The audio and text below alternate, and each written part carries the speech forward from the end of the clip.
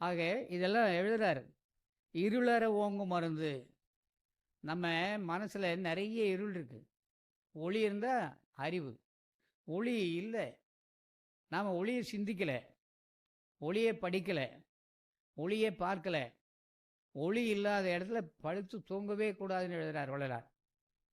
நேற்று இல்ல, 3 நாளைக்கு முன்னாடி எங்க வெளிநாட்டிலேருந்து ஒரு தொலைபேசியில கேட்குறாங்க. ஒரு தாவேன்னு ஒரு ஞானி இருந்தாராம்.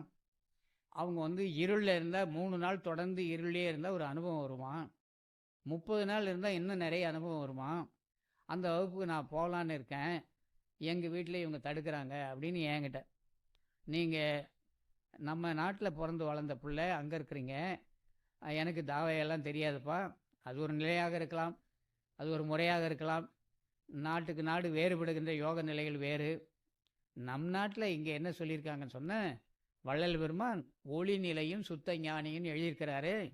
உங்கள்கிட்ட அருப்பா இருக்கு, படிச்சு பாருங்க.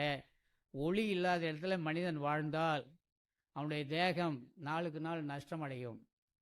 உங்கள் வீட்டில் இல்லை, எந்த வீட்டில் குழந்தை பிறந்தாலும் சின்ன குழந்தை குட்டி குழந்தை இருந்தால் இரவில் தீபம் இல்லாமல் இருக்காது அந்த வீட்டில். அந்த குழந்தை வளர்கிற வரைக்கும் வீட்டில் தீபம் போடுவாங்க. ஒரு கூரை வீடு இருந்தால் கூட ஒரு சிமினி விளக்கு, காடா விளக்கு போட்டு வச்சுருப்பாங்க. ஏன்னா விளக்கு இருந்தால் தான் மற்ற ஜீவர்கள் மட்டும் இல்லை, காற்று ஆக்சிஜன் பிராணவாயு உள்ளே வரும். ஒளி உள்ள இடத்துல பிராணவாயு நிரம்பும். அப்போ நம்ம சுவாசிக்கிற காற்றில் பிராணாசக்தி நிரம்பும். ஆனால் இந்த உடல் மாற்றமடையும், நம்முடைய எண்ணங்கள் மாற்றம் அடையும். அதனால தான் ஒளி வழிபாட்டை கொண்டு வந்தாங்க.